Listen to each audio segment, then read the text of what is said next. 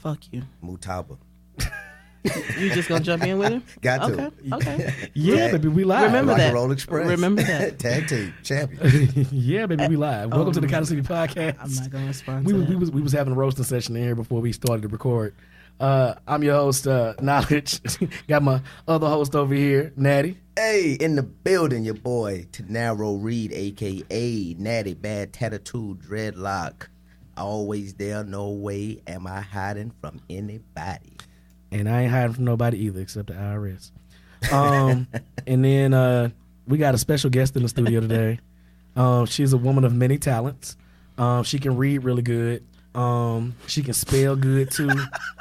She's a biker, entrepreneur. I had to say it right. I was going to say entrepreneur. And she's a football player too. Oh, so we got. I'm gonna need you to say owner first before the player. I'm sorry. The owner part. But see, when I say owner, head coach, then owner, player. Player is at the end. Damn, you like Eddie Murphy in all his movies. You play all the roles. She's the owner, head coach, and the player for the Carolina Queens. This is correct. This is Boss Lady in the building. How you feeling? I'll be feeling better if you had something for me to drink in here. You know, I don't think I'm gonna ever live this down. Cause she doesn't look like it. She been letting these shots off like from the moment you came in the door.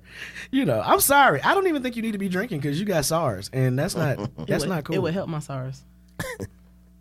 I can get you some moonshine. That works. Yeah, whatever. I ain't messing with you. Anyway, so let's talk about you a little bit. Let's talk about the Carolina Queens for a second. Tell me about the Carolina Queens. What made you want to own a football team? Especially as a woman, because you don't hear a lot of women. First of all, you don't hear a lot of women football players, correct, let alone women football teams and football team owners. So, talk to us about that.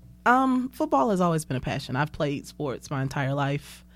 I started playing football in '99, and I started the team here in Charlotte in 2004. Yeah, I've been around for a minute.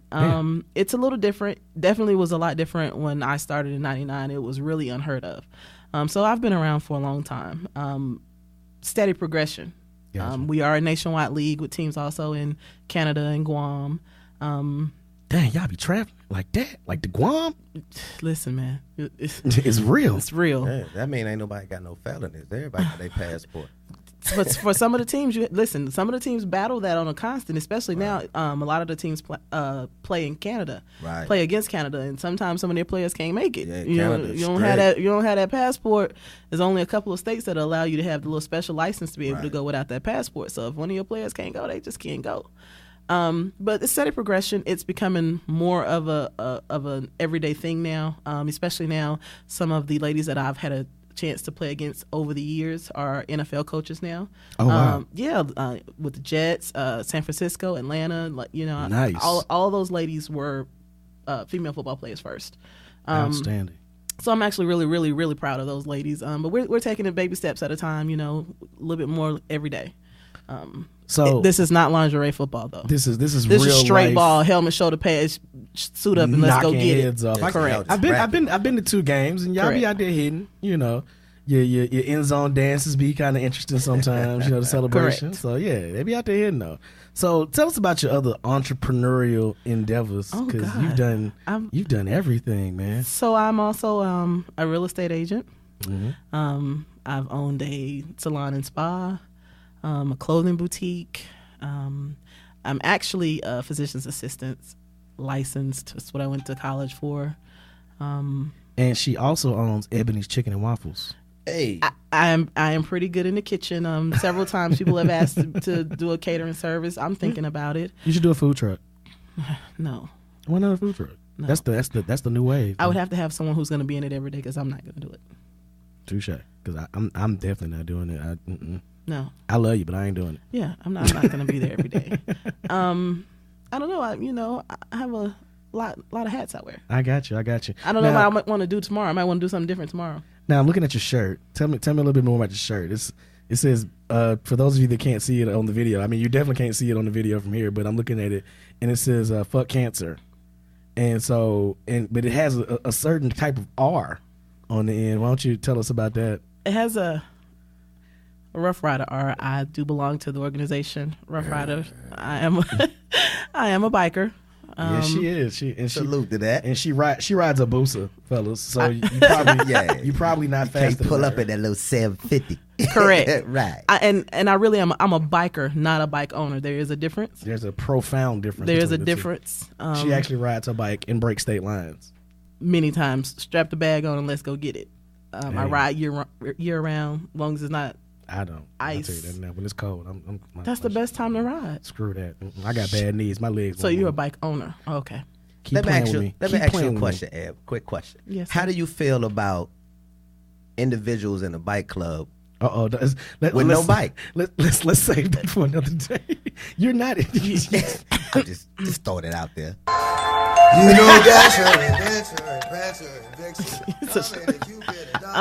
Yeah, I don't agree. Since you're a rough ride, I decided to play DMX singing Rudolph the Red-Nosed Reindeer. I don't agree with that at all. I mean, even with a given time frame, let's say, okay, you've been in the club, you have a year to get your bike. Did they have a bike when they first joined the club? And it's an MC? Yeah. And the MC allowed them to join without a bike? I mean, I don't know. I mean, I'm an independent rider myself. Well, if the MC allowed them to join without a bike, then that whole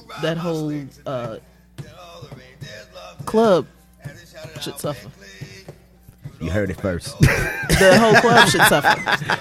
You heard it first. I mean, we're a little different. We're not classified as an MC, an actual MC, right. But we have several different divisions, and to belong to our bike division, you need to have a bike. Owning a bike is part of the process. Bike club you have to own a bike to be a part of our bike division. I just asked. So they should turn that club to an SC. Yeah, let's go jump into the actual topics we got. No, a social club. Oh my God. Let's go and jump into the topics. First up, we've been talking about Tyrese a couple times, man, on this show.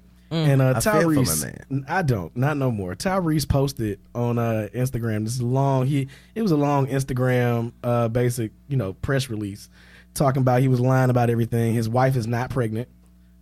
He admitted what we already knew, that Will and Jada didn't offer him no damn money to stop posting on social media. And then he said, "I'm not broke. I just paid $108,000 for my lawyer and $20,000 for Shayla's lawyer with no problem." And then he blamed his medication. Now, let's unpack this. I've been on a couple of different medications and medicines and things of that nature. Nothing has ever There was that one time when I took Ambien. Ambien makes you weird. Yeah. Ambien makes you weird.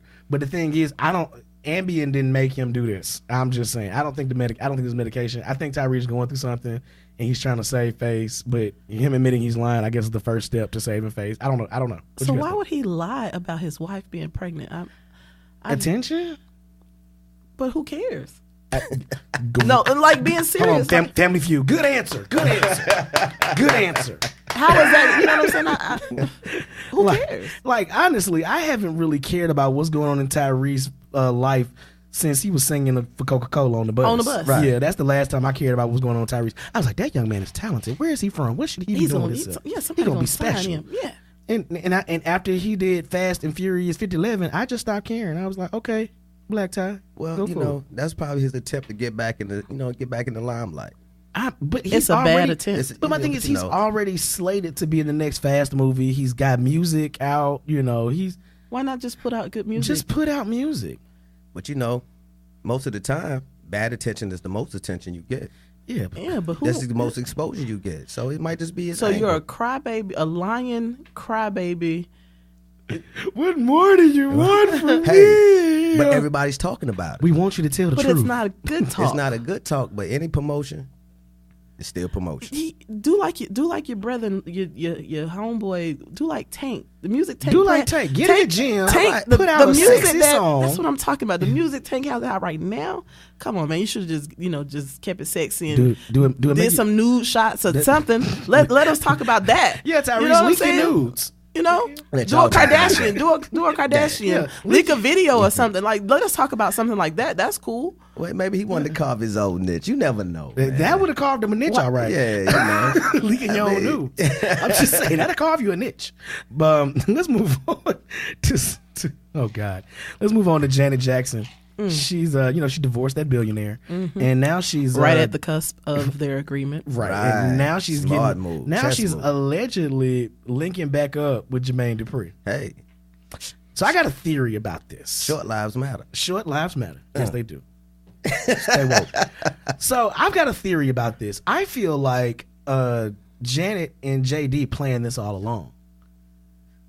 I feel like they was trying to get to the bag. Yeah, you know what I mean? And they got a The big bag. bag. They got Yeah, They got that bag. big bag. They wasn't trying to get, the McDonald's bag. They went and got a duffel bag. You feel me? So They went and got that Fort Knox bag. They would have got trying a to tell sea you. bag. I'm trying to exactly a sea bag.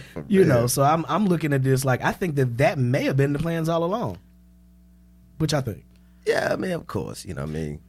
That's JD. You know what I mean? He's been a businessman, since he was 12 when he was breakdancing? Yeah. Yeah. So, of course, now you got Now- Janet on the... I got to tell you, she had a theory too.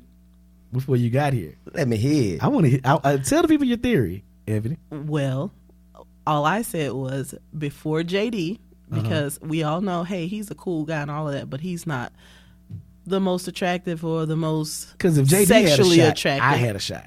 Right. just But saying. now what I will say is I think she didn't have anyone put it down on in the bedroom like JD until she got with him. The other guys that she was with, probably just That's Janet. made love They to was her. they was doing that R&B love. Yeah. They was doing that Drew Hill in the background. Right.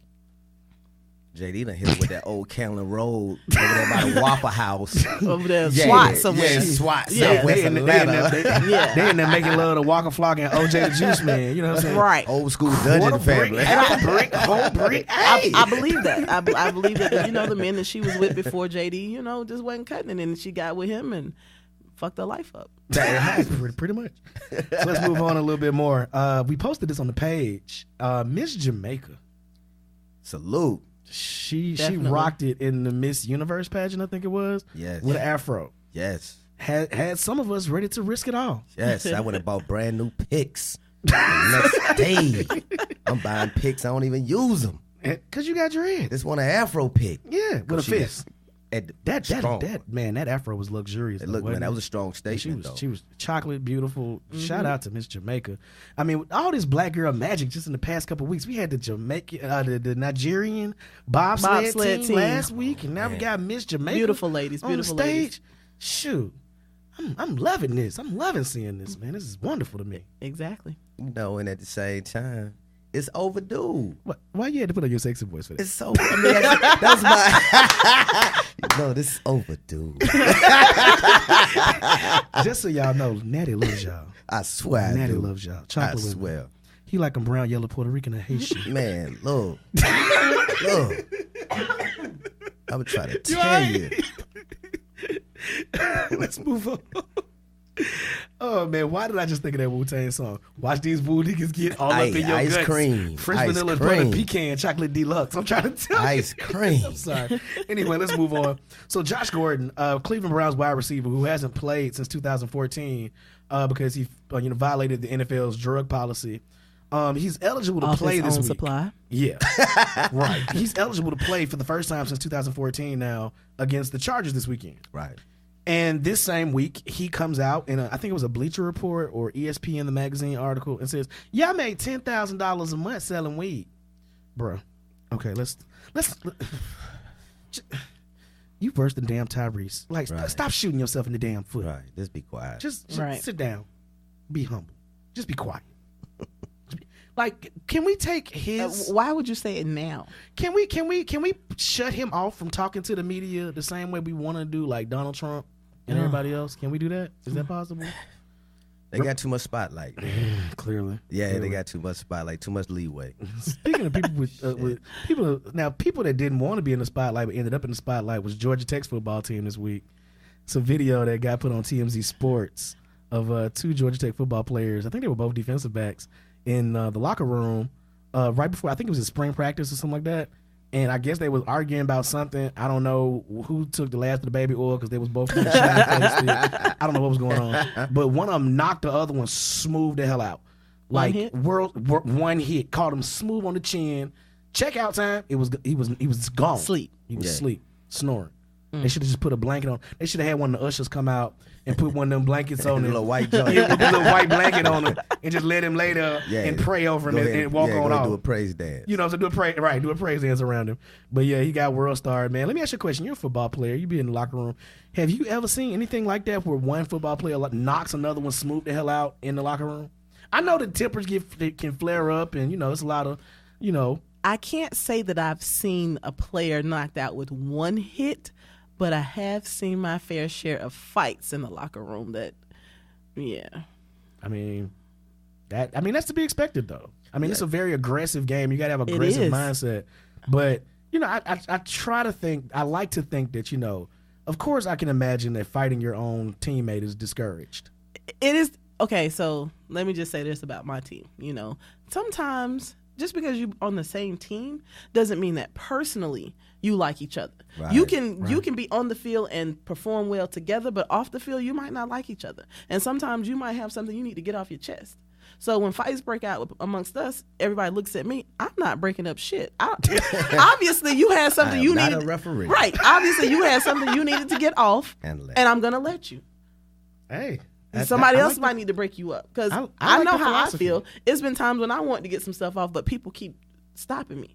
And I know how it makes me feel. So I'm going to let you get your rocks off. And at the same time, you have to look at it. It's sort of like a brotherhood and sisterhood. Right. Because I grew up with 6 brothers, 2 sisters. So, we used to get in fights, but my mom was to the point like, look, I'm not about to be breaking y'all niggas up. Mm-hmm. She would move all the furniture in the living room. She would pull the belt out.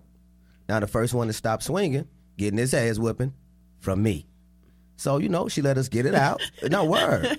She let us get it out. So what you're telling me is that your mama ran a fight club in your house. Pretty much, yeah. Fight club before Fight Club was Fight Club. Right. Yeah. Now I've got questions about this. I have none. Were there bets taken at any point? I didn't know it was this all was family. Was there any side action? I would like making bets. It wasn't like blood sport. Right. But she like, look, y'all want to act crazy? Okay, go ahead. Got you. And it's sort of like in a brotherhood when you grow up. I mean, when you in that encompassed space and you together every day, you do something together every day. Right. Of course, like she said, you're gonna have disagreements. You're gonna have temper flares. Absolutely. And a lot of times, hey, this person might not want to talk it out, might want to duke it out. So hey, sometimes you just want to get something off your chest. Get it off your Even chest. at my house, sometimes we have get-togethers for the team. And oh yeah, didn't y'all have some people scrapping at your house one time? That's what I'm saying. We moved the ottoman right there in the middle. Move the ottoman and let them get it Why off. you didn't go ahead, call bang me? it out. I want to see. I want people to watch fights. It won't be the last one. I'm pretty sure I'm coming to your house every weekend from now on. So we're having a team Christmas party in a couple of weeks. You want to go? I'm asking my guest. For those of you that don't know, we got another person in the studio. Yeah, that come. the mic, it gets a little entertaining at the Christmas parties. I've heard. Let's move on to other altercations and people who get upset about stuff. So an employee for the Buffalo Bills decided to quit his job because he didn't like the anthem protests. Now, that's like shooting a BB gun in a freight train. Like, who cares? Who cares? Sir, you the dude that mops up the vomit. Like, somebody else gonna serve them hot dogs. Yeah, exactly. Somebody else is gonna pass them drinks out. Somebody gonna scan their ticket. Exactly. Sir, you're not on a big enough platform for it to matter. If and I'm not, again, like I said before, not taken away from him. Money over that. That's so dumb. And now you can't pay your bills in Buffalo. Right, in Buffalo. You don't have a voice like Kaepernick does. Yeah. No one knows who you are. You have to have damn me everybody that works in there for it to make a difference at that place. And see, this is what makes you such a snowflake, because you got so offended by somebody else's protest that you decided to protest the protest by quitting your job. That's like me quitting at my job because they take Sprite out the vending machine. Well, he might live with his mama, so it might not matter. I was about to say, very possible. I was about to say, because he's about to get cheated on. Because he about to get cheated the way my mortgage set up, I can't quit nothing. Right. My mortgage I ain't quitting a damn thing. My mortgage say every month, hey, let me get that. I got babies. I'm not quitting nothing. I did my retirement plan. I can't die until I'm 72. I gotta wait till I'm 72 to die. I can't even afford to die. I'm telling you. Ain't that frustrating? You can't even afford to die. Like a casket costs how much? They were selling a used one on a. Oh, I see that. I It's a saw lightly used. Listen. What difference does it make? Right. It's going in the dirt. I saw one on Craigslist for like $100, and I was like, that don't sound like a bad idea. Right. But It got seriously, leather on I the mean, I'm inside. saying, like, really I get and it truly, reposted and everything. what difference does it make? Man, I get that. I get that thing. I would buy one now and put every year make some sort of update to it. Like I would have crushed velvet on the inside, some TVs on the inside, stuff like diamond that. in the back. Sunroof top, Make it like a humidifier, digging the scene with the dead man link. Yeah. I'm trying to tell you, that's how we do it. I'm just saying, like, I don't understand what difference it makes if a coffin is used. That's kind of creepy though. Now that I'm I think about just it. saying, How the man. hell did you get How are this you gonna used know? coffin?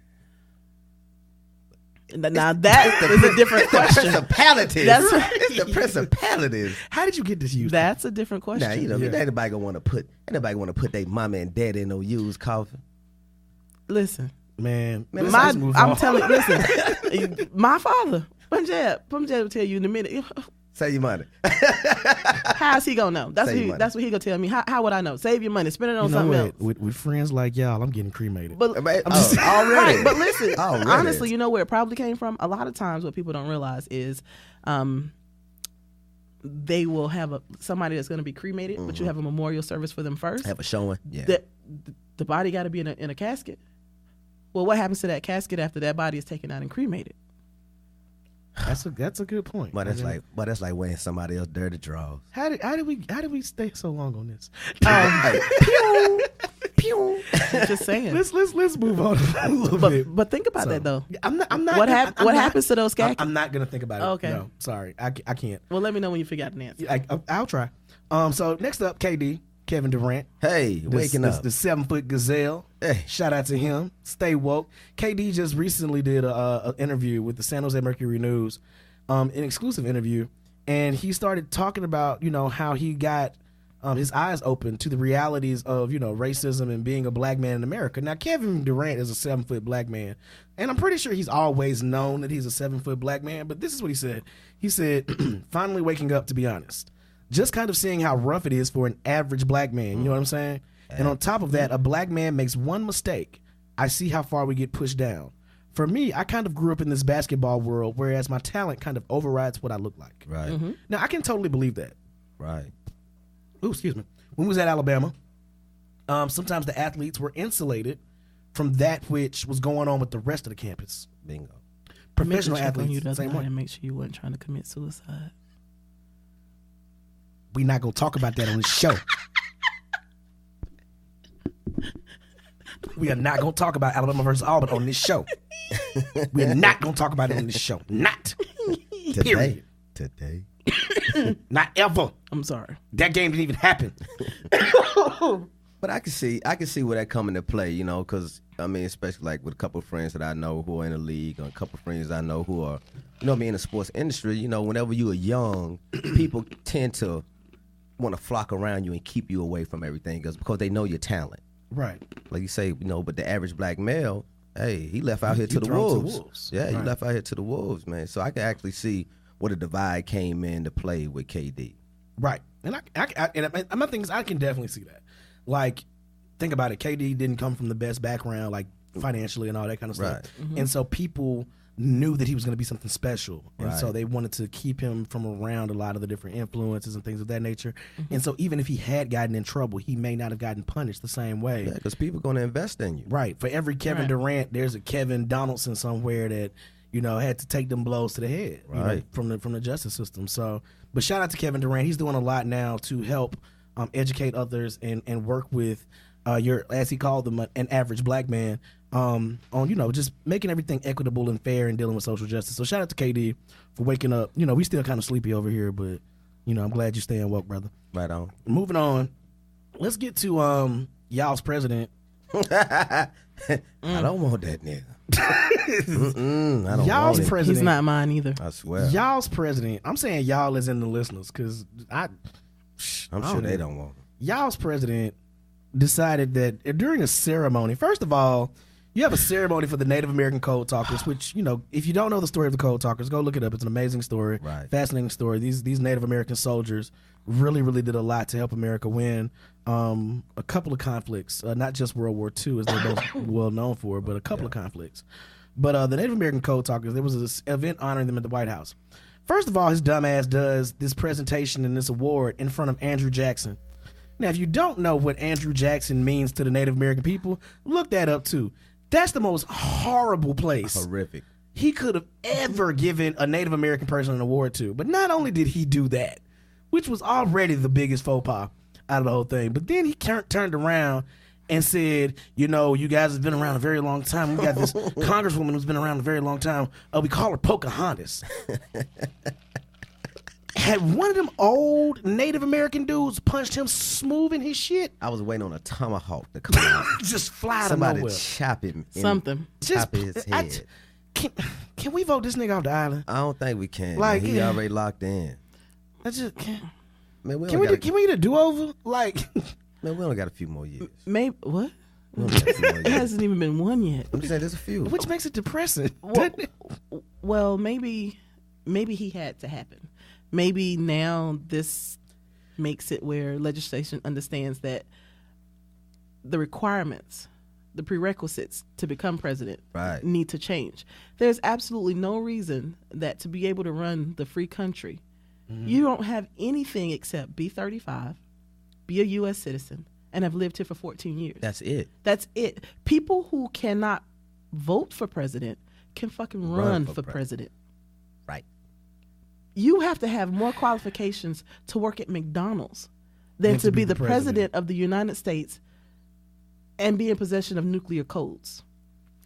It's ridiculous. Can we not think about the fact that he has his finger on the button? Like, I don't even like thinking about the fact just that saying, he like I has said, that maybe he had to happen for us to realize that needs to change, the prerequisites. Yeah, Lower no, politicians have to have more qualifications than the president of the free world. I agree. Like, I just don't think anyone's ever really thought about it because up until this point, it's always been someone with some kind of political experience. Right. And I'm going to use that point to step into our next story because we talked about his experience, his lack of experience and all that. And so the most experienced and qualified candidate to ever run for president, I mean, hands down, her resume, it was Hillary Clinton. Absolutely. But after what we found out this week about Libya, are we still with her? So for those of you that don't know, there was a video that came out recently where there was an open air slave market in Libya, and you know there were a lot of them were Nigerian, and they were being sold, you know, for not much money at all. I mean, they were actually selling and buying human beings, human bodies. And so, you know, the more that I think about this, I'm like, this is just completely ridiculous. So, did a little digging, and there was an article that came out that said, "Are we still with her?" Hillary Clinton was pretty much behind the reason that, you know, this whole thing is happening. So Hillary was the Department of State, you know, Secretary of State, when we toppled their regime, when we went in there and we supported the overthrow of Muammar Gaddafi, and his people killed him in the street, you know, drug his body around, all that stuff. And Hillary joked after that said, "We came, we saw, he died." Okay, haha, funny Hillary, good job. And so here's the thing about that, though. When she pushed for us to overthrow Gaddafi, we had made an agreement with Gaddafi in 2003 under George Bush that said if you give up your weapons of mass destruction, we won't overthrow your regime. Now, we've also had an unspoken policy in place to not directly overthrow regimes or assassinate other folks, but we don't mind giving people the tools to do it themselves. You know, because it's happening in Afghanistan, Iraq, all sorts of other places. So now let's think about this. Now Hillary did this, and now you have black people being sold into slavery, Africans being sold into slavery, because the whole place is in chaos. The entire region is destabilized. Now, at the same time, we're dealing with Kim Jong insane out there in North Korea at this point, who is just itching to start a war with us. That young boy, fool. Now think about it. If we go negotiate with him and we tell him, well, we won't do this if you just, our word means nothing because he's already seen what we did in Libya.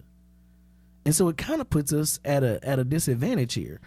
And the reason I bring this up is because, you know, people people got onto certain black people saying, Hillary's, crooked. We don't trust her. She was one of the architects of mass incarceration. It seems like everywhere Hillary goes, black people go to jail or new age slavery, which is exactly what we're seeing now. Can we sit here in good conscience and still say that Hillary is somebody we support? You want to take this one, Ed? It's something that you got to think about. Yeah. It's Well, something to think about. true, but like I said, when it came down to the election and those were the final two, you had to make a choice of the lesser of two evils. There wasn't another choice. There was another choice. Right in, but who's going to do that? How many people are going to actually do that?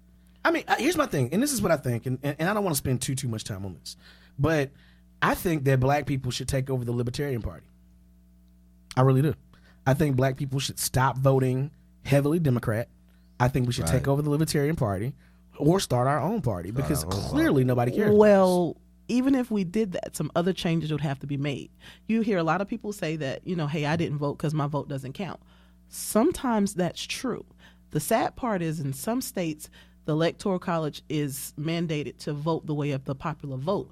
But in some states, it's proportional. They are right. They don't have to. Right. So if they don't have to vote the way of the popular vote, what are you voting for? And do you think, and this is another tangent, this is something completely off topic, but do you think that the Electoral College still needs to exist? No. Not at all. I think it should just be off a popular vote, period. Why? I mean, it's the voice of the people. There you go. I get you. But think about it like this. So the reason the Electoral College even occurred, right, was because they said the population, didn't have access to information, was uneducated, all that. And that was true when it initially started. Right. Mm-hmm. But, and I think that a lot of times that we look at the popular vote now and been like, well, we would have had Al Gore and we would have had Hillary Clinton this time and maybe things would be different. And the popular vote in the Electoral College, they would be forced, like these candidates would be forced to campaign to everybody instead of just in California, Texas, New York, Pennsylvania, New Hampshire. Instead of be forced to do that. I get that. But at the same time, you see how much support that Donald J. Trump actually got. It was only a 3 million vote difference, which sounds like a lot until you think about how many people in the U.S. that are actual voters. Right. And so the thing is about it, I'm like, and this is what I said. Somebody asked me, what has 2017 taught you? Never underestimate the power of stupid people in large numbers. True. And so here's the thing. If Donald Trump had sent his campaign into overdrive and pulled out even more of those, polite racists, idiot rednecks, and other people who just think, even child molesters are better than Democrats like they are in Alabama right now. Shout out to Roy Moore. Right. Do you think he could have won the popular vote? Well, you're still and that was still banking the on the voice of the fact people. You're still banking on the fact that the actual votes that came in were true votes. I don't even want to get into a voter fraud discussion. But just on the yeah, this is a little heavy. This is a conversation for a whole show. This is a whole hour conversation. My personal opinion is it should be off the popular vote. I got you. Let the people speak. Let the people speak. And so with that being said, seeing as how Hillary won the popular vote, had this information come out prior to the campaign, do you think she'd have won the popular vote about the slave trade in Libya?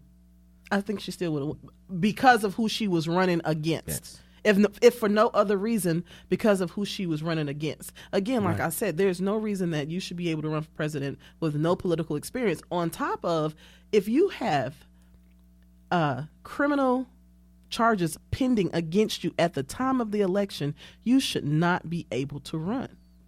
He had several. Right. He had civil and criminal charges pending during the election. Yeah. And see, I didn't know that. He did. All right. Well, let's keep it moving. It's going back to, Orange Cheeto. Cheeto Fuhrer, Orange Julius Caesar, as I call him. He put out a tweet. I want to say it was either yesterday or the day before. And it said it was actually 3 days ago. I'm sorry. He said we should have a contest as to which of the networks plus CNN and not including Fox is the most dishonest, corrupt, and or distorted in its political coverage of your favorite president, and then he put in parentheses, me. They are all bad. Winner to receive the fake news trophy. This is completely not okay. No. This is not okay. You're now insulting the intelligence of the American people and basically telling us that, you know, organizations that are based on facts and that are there to report what's going on aren't telling the truth about you when you're not telling the truth about anything. About your damn self. Right. So this dude is actually somebody's president, man. Like somebody's, I don't know whose, but somebody. Every time You want to get rid of foreigners. That means first deport your wife. Literally, you have a problem with immigrants, but your family, your parents, your grandparents. If it wasn't for your grandfather coming over here, you wouldn't be who you were. You're not a self-made man. Your grandfather made his money on real estate, horse meat, and prostitution. Bingo. He got the nuclear launch code. He does. But I mean, at least we got checks and balances. You know what I mean? Yeah, but the Republicans own everything, and they ain't checking a damn thing, and ain't nothing balanced. Okay? As much as I dislike Pence, I would even prefer to have Pence instead of. No. My thing is, I think actually Pence would be. I think that Pence would be more respectable than him, but I think Pence would do more damage because he's the polite racist next door who would be able to slick tongue and talk his way into stuff that would ruin everybody's life. I don't know. It's the difference. It's the difference between having a next door neighbor that, you know, is a pimp and a next door neighbor that's a pedophile. Let me explain. I take the pimp. Yeah, exactly. I would take the pimp. Yeah. Because at least you know what he's about. Right. And at least you know what he's doing. And as a parent, having kids around, stuff like that, you don't want that pedophile around your kids. So that's why I say, you know, if you had to choose between one, I'd take the pimp. And Donald Trump is the pimp. I would not take the pedophile Pence. Not saying, not saying that he's a pedophile. Yeah. It's that we know of. Y'all get it, man. And speaking of that we know of, it's a lot of stuff coming out about people that we didn't know. We got to talk about Matt Lauer. Matt Lauer got fired from the Today Show. Oh, man. Matt Lauer allegedly had basically a sex dungeon office. He'd given some of his coworkers sex toys, groped them, sexually assaulted one woman, and people knew about this. And somebody finally stepped up and made a complaint, and when they made their complaint, 2 other people made their complaints. It just takes one. And then everybody, you know, the courage then comes out and says, right, hey, it was me too. You know, and so Matt Lauer he had to go. Like, and he apologized. He said, I'm so sorry for the people I hurt. Sir, I'd punch you. Nigga. Man, everybody's sorry once they get caught. Right. You know what I mean? You know what I'm saying? Everybody apologizes, you know, especially when you got the possibility of going to jail for being a freakazoid. Yeah. You know, bro. Another person that and there's been rumors about this guy for years, but not necessarily of a sexual assault or rape from a standpoint. But Russell Simmons stepped down today from a lot of different businesses because he'd been accused of sexual assault by a model. We talked about this on the one of our previous episodes, and so he stepped down today. You know, and it seems to be that a lot of these folks, you know, are getting exposed for who they are. Mm-hmm. You know, and I'm actually happy about it. You know, some people are like, it's a tough time to be a man. I'm like, no, it's a tough time to be a pervert. Right. Like, stop being an asshole. Like, how hard is that? Like, keep your hands to yourself. Stop groping people. You know, I mean, I wouldn't even know how to grope nobody. I'm just saying that because all the females I know, they don't play that shit. Yeah, they'll all the put you in females I chest. know, look, I go to grope some. How do you even start to grope somebody? I don't even know how. So, you know, when I look at it and I see all this transpire on the news, and it's like you say, individuals who are in prominent positions, evidently it must just be an overload of power. Yeah. It's an overload of power, man. And a lot of people think because they have the power that, you know, they got a green light to do whatever they want. Right. Now, there's another woman who was a soldier in 2003, and she said that Al Franken groped her. That's another one that came out. I think it was either today or yesterday. Said Al Franken groped her while they were taking a picture together on the USO tour. Now, we talked about how Al Franken, this lady said that Al Franken grabbed her butt while her husband was taking the picture. Yeah. Which I'm like, what was your husband doing while he was grabbing your booty? He couldn't see it. He was taking the picture. He was in the front of him. But bruh, no. She said he had a whole hand of ass. A whole hand. I put it like this: if somebody grabs Bay booty, and I'm taking a picture, That camera going smooth upside over Well, the head. did she react? Did he That's what I'm know? saying. That's what I'm saying. Look. If she didn't react, the husband didn't know. Let me ask you a question. Me If I and put Bae my finna hand fall on your out. booty right now, I'm a different type of person. Me and Bae finna fall out. I don't know any woman that accepts a hand on the booty. I don't know any. Now I'm sure there are some out there. Maybe she was shocked. Maybe she didn't know how to react. I don't know. True. So Maybe she didn't want to alert hubby. And that's what this young lady said about what happened in Iraq. She was like that they were taking a picture and he put his arm around her and his hand was kind of cupping her boob. And she was like, it stayed there like 5 or 10 seconds. And she was like, I was in shock. I was like, maybe it was an accident. Was it an accident? Is he going to move his hand? But when he didn't move his hand, apparently right before they took the picture, she adjusted her body to get his hand off of her. And I'm like, okay. Now, well, we've all had those moments when somebody does something, you'd be like, "Hey, hold up." Right. Yeah. And my thing is, I'm not making any excuses for him, but my thing is, if you're taking a picture and your hand is on a boob, like, you kind of probably know that. But then again, you know. Well, you should. And that's why I stayed. Damn it. I mean, but here's my thing, and this is me playing devil's advocate. I'm not excusing him whatsoever. No, not at all. But I think is, what if it was an accident? What if he didn't think about it? What if he didn't think that his hand was resting in a way that made her uncomfortable? You're a grown man, right? I'm a very grown man. So if your hand, you take it, is here, you realize that it's on her breast, right? What? Well, my thing is, I don't know. I'm going to how she described. I mean, and it could have been. It hasn't. What could it have been possibly in a way that wasn't that he didn't think it was right? What, he thought it was a shoulder? That was a low ass shoulder. Here, and the reason I'm bringing this up, is because we've got people who. We've got people like Russell Simmons who sexually assaulted this woman, like really was holding her down, and she was begging for help. We've got people like Matt Lauer who were doing completely egregious, ridiculous things, locking doors on women and forcing himself on them and stuff like that. And then now we have, and now the thing is about Al Franken, grabbing a girl's boob in the picture, like that was jacked up. You know what I'm saying? Right. He apologized for that, and she was like, okay, well, I accept your apology. But now we've got, these two women coming out saying that Al Franken rested his hand in an inappropriate place. So my thing is, and I'm like I said, if he's wrong, personally, at this point, I really believe that Al Franken needs to step down, go reevaluate his life and go back to Vermont and just chill out. Wisconsin, I'm sorry, and chill out and just let somebody else take the reins, because I don't want my politicians to be perverts. I don't want my statesmen to be, sexual predators.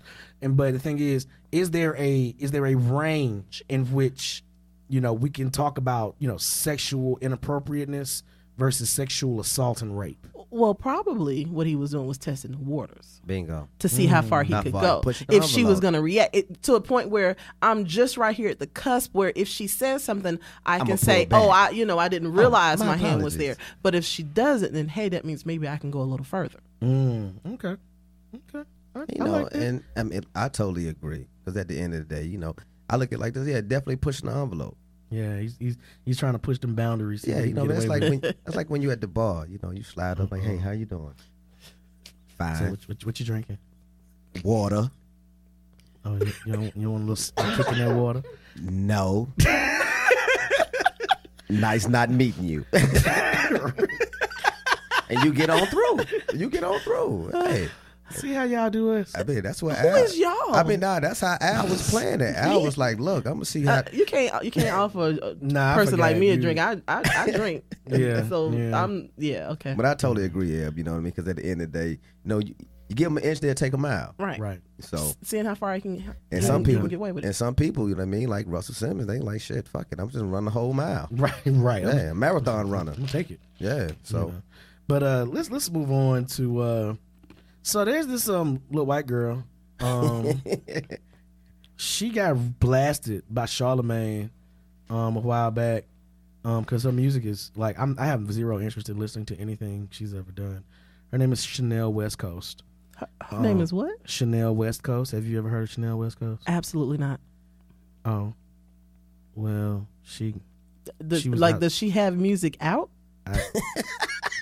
I guess. Is she aspiring? Is she? She was on Ridiculous with Rob Dyrdek. That's the only thing She was on what? The MTV show Ridiculous. Oh, yeah. I mean, her career is ridiculous. That would probably be why I don't know who she is. But she got roasted by Charlamagne on that show. Well, she was caught on video cussing out bouncers at a club because they wouldn't let her in. She's like, I'm here with 7 hot chicks and you won't let us in, but you're going to let in some nobody? You're a loser. You wish you could spit bars like me. First of all, no, I don't.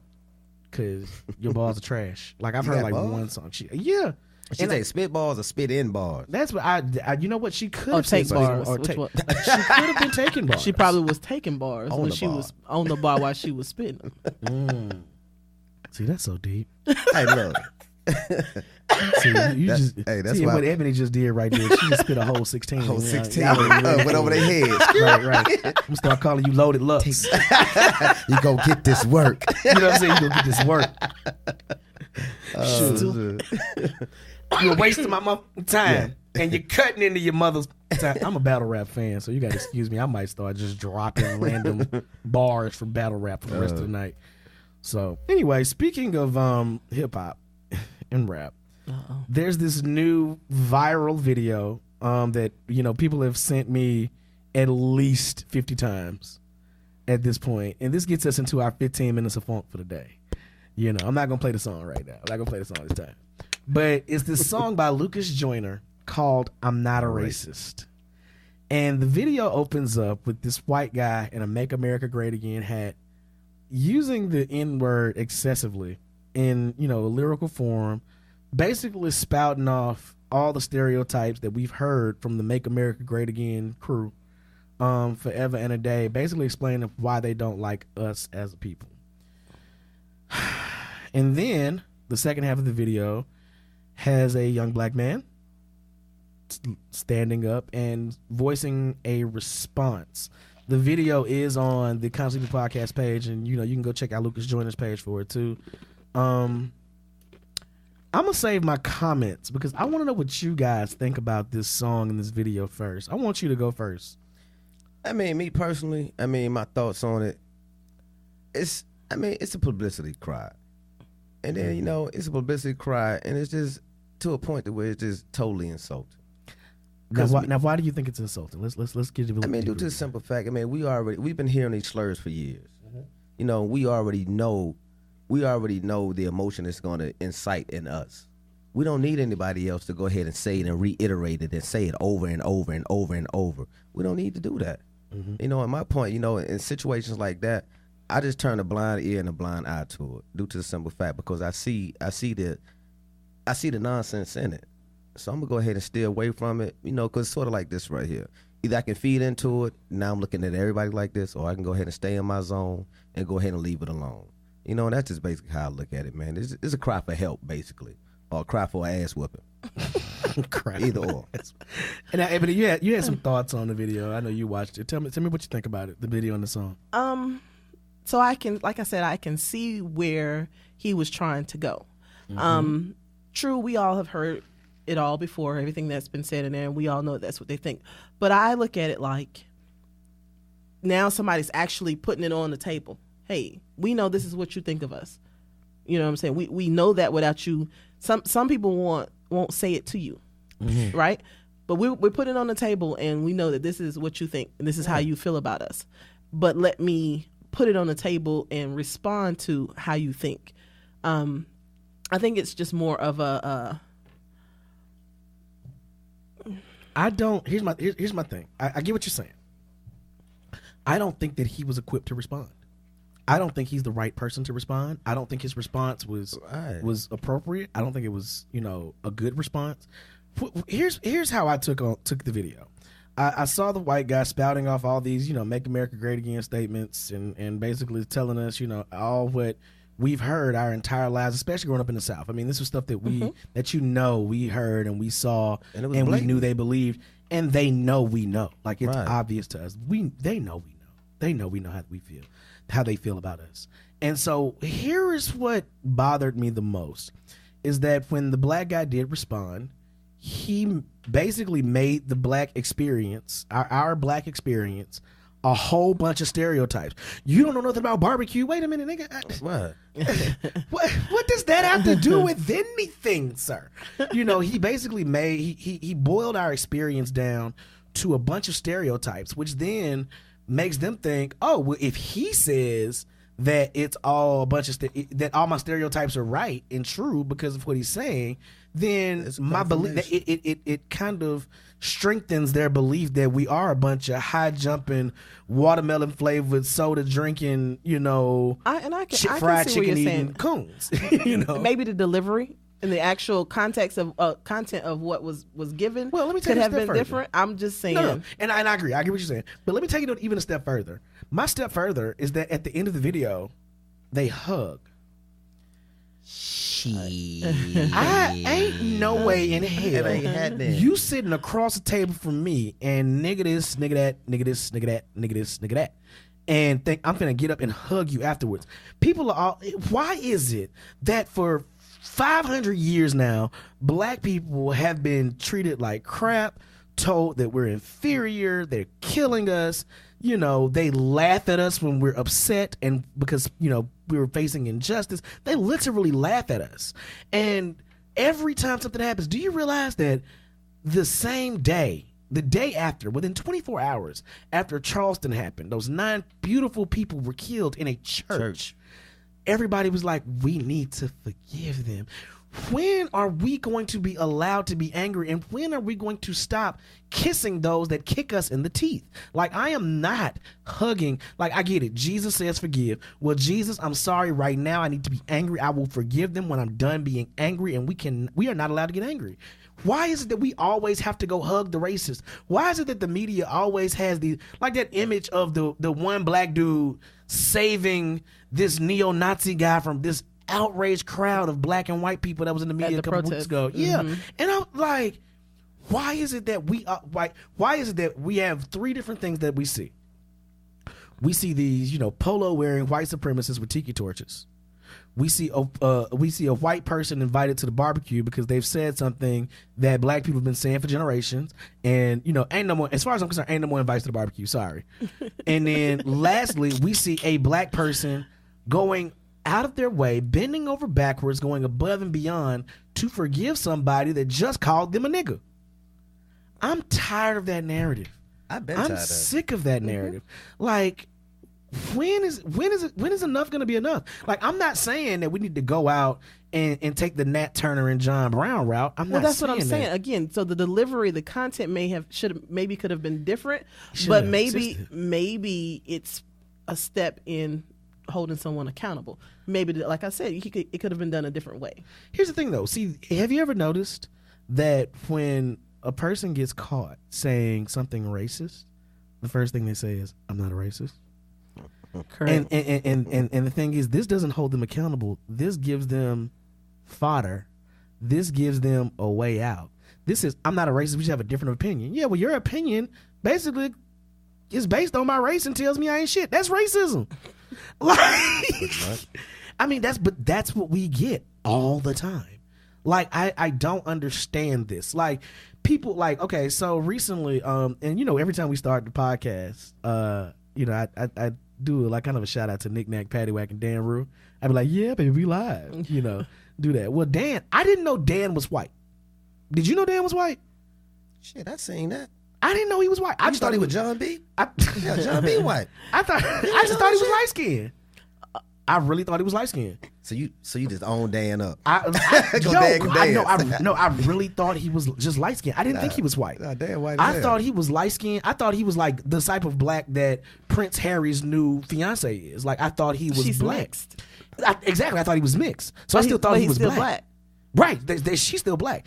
Dan is white. Yeah, Dan white. No, Dan got something else in here somewhere down the line. Dan posted a video today apologizing for saying the N-word. And I was like, why this nigga apologize for saying that? You can do that. Like, he was like, you know, I grew up in an environment where that word was said. And like, hearing Dan talk kind of was a culture shock to me because Dan don't never say that. Right. Like, I'm like, Dan got a voice? Like, Dan can actually talk? But hearing him apologize for saying it, I'm like, okay, so it's the same. And my thing is, okay, I don't really know the context of the video. He was in an argument with somebody, and he wasn't saying it like "fuck you, nigger." He wasn't saying that. Right. He's like, "Nigga, I slapped." It was his vernacular that he uses. I really had no idea that man was white. Yeah, and that brings me to, I got a homeboy. I got a homeboy of mine. I'm talking, he's snowflake white, and me and him had that conversation.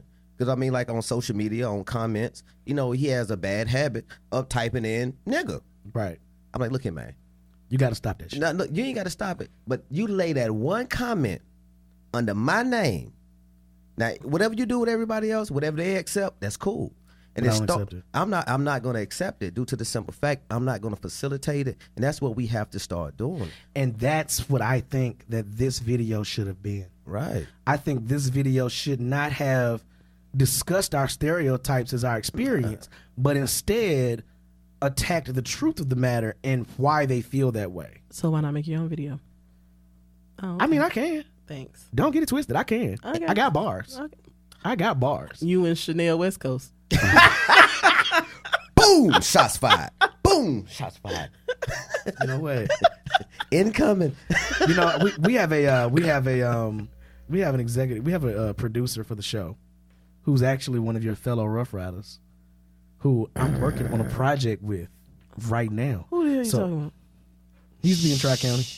Shh, we're going to keep it under wraps. Yeah, it's a quiet thing.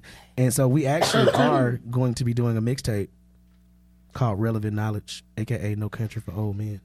Because I'm too old to be trying to be the next great rapper. And hip-hop is like the revolution. And just like Huey P. Newton said, the revolution belongs to the young. And so I'm not out here trying to be the next, Ross, Meek, shout out to Snoop. Lil Snoop was like the best freestyler to come out of Louisiana ever. And I'm not trying to be like Lil Snoop. I'm not trying to be any of those dudes. But my thing is, I got bars, and I could do something like that. And now that you've challenged me, I think I will. I think I will. Thanks. And I'm going to call it, No, Really, I'm Not a Racist. That's what the name of the song's going to be. No, Really, I'm Not a Racist. And actually, my thing is, I'll admit, I am a racist. Let me do the skits. Yeah, skits. You definitely gonna be doing skits.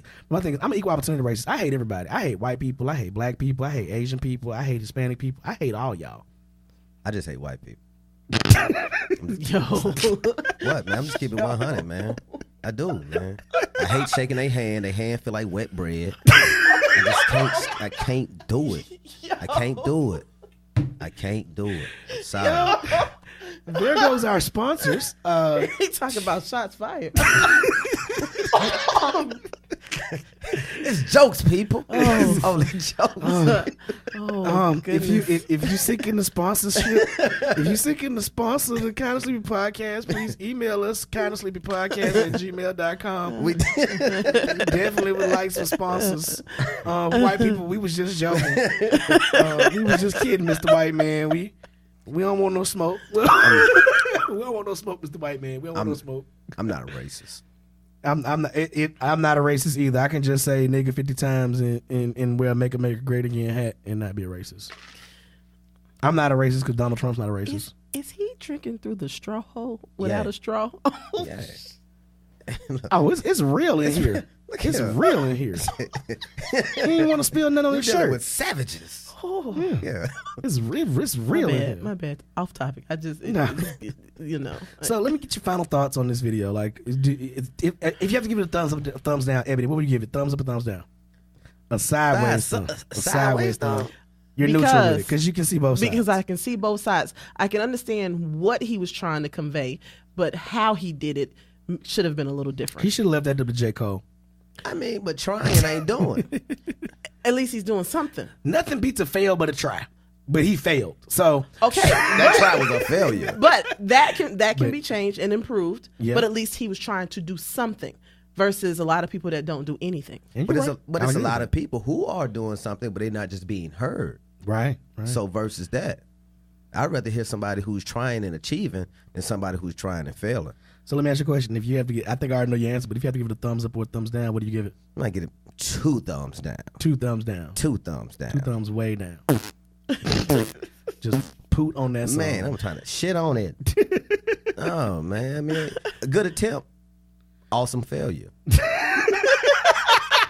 Shit. Air ball. That was a pass. Right. I was trying to do an alley-oop. It just went over the goal. Just went over the goal. So I'm going to have to give it a thumbs down. Give it 2 thumbs down. And I've already told you guys my reasons. We're up against an hour, man. And so, this is the end of the show. I want to thank Boss Lady, the magnificent, the boss. Boss. You got ad-libs already. I'm trying to tell you. So I want to thank Boss Lady for coming through, sharing us. Absolutely. And Boss Lady is the first person for our month. We're doing a month of spotlighting Black entrepreneurs, Black business owners, and she was the first one to come on and just chop it up with us and kick it with us. And so I think this was an excellent kickoff. Right on. To our thing. And so appreciate you coming through, man. Digging for that Anytime. black gold. And tell them about the Carolina Queens. Tell them about what you guys got coming up and everything like that. Where they can find the schedule, all that good stuff. We actually play spring ball. Season doesn't start until April. But if you know anyone that would like to play, coach, sponsor also, we white found people. She do take sponsors. White people. Right. People, she do take we're sponsors. online, Carolina Queens football. We're on all social media. Get in contact with us any kind of way. Do you need a social media manager? Yes. Because I can't play football, but I can do that. Yes, because I don't have the time to do it. I hate doing it. We'll talk about it. Great. Talk about it. I played football for 3 hours. This nigga, 3 I'm dead ass. hours. And 3 hours. And you was done. Yeah, I mean, when I was in the 7th grade, nigga broke my collarbone. I took my cleats off. Never went One back. practice. I had the Bo Jackson, the lime green and gray ones. I was fresh as hell. This nigga said 3 hours. That's when I figured out team sports was not for me. There you go. Let me tell you, when I have tryouts for the rookies, at the end of the tryouts, they all want to know, hey, when we're going to find out if we made the team. You know what I tell them? I don't cut anybody. You cut yourself. You cut yourself. I don't have to, because by the time we go in the pads, you will know if this game is for you, because it's not for everybody. Our producer just sent a text because he knows you. He said, why you ain't bring no drink or food? You're supposed to provide that for the guest.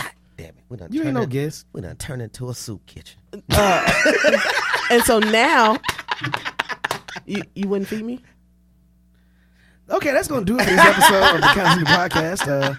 Thanks. Don't come for me. You guys can catch us on iTunes. You can catch us on Stitcher. You can catch us on SoundCloud. You can catch us on YouTube. Last week's episode is gonna be the lost episode because the audio got killed, but this one should come out right. So thank you guys for listening. We appreciate y'all, and we'll check y'all again next week. Peace. And we out.